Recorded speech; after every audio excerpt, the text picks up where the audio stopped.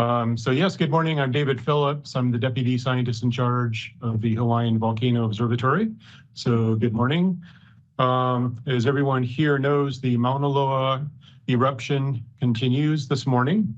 Currently, all activity is on the northeast rip zone, as it has been since the early days of the eruption. And all activity today is focused on Fissure 4. Fissure 3. Fissure 4 was also active yesterday, but the activity waned throughout the day and even more so over the night. The lava flow coming out of Fissure 4 is basically stagnant at this point.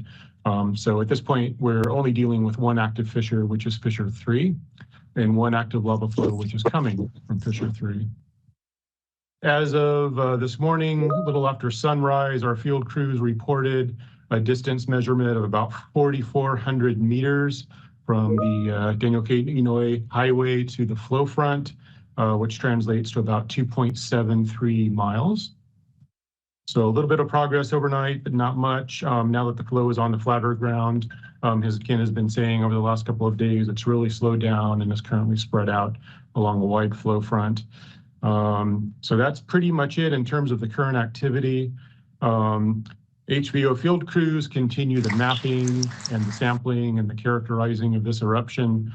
One thing that our field crews have also been able to do is map the summit caldera, Mokuve'aveo, which is where the eruption began back Sunday night. If you remember, and just like all recorded historic Mauna Loa eruptions, the eruption started there at the summit. We had that curtain of fire and flows in Mokuve'aveo. And then after a period of several hours, and the activity shifted down toward the northeast rip zone, and that's where it's been ever since. But our field crews were up at the summit, mapping the extent of the activity up there, and they report that there is no longer any activity up there in the summit. There is no activity on the western side of Mauna Loa at this time. In addition to the field mapping, boots on the ground work that our crews have done, we've also done some thermal mapping of the summit and the upper southwest rip zone. And again, no signs of activity. So as stated previously, the ongoing eruption poses no threat to residents of South Kona and Ka'u.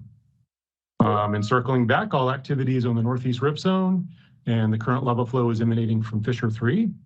And that's the extent of the current activity at this time. Thank you.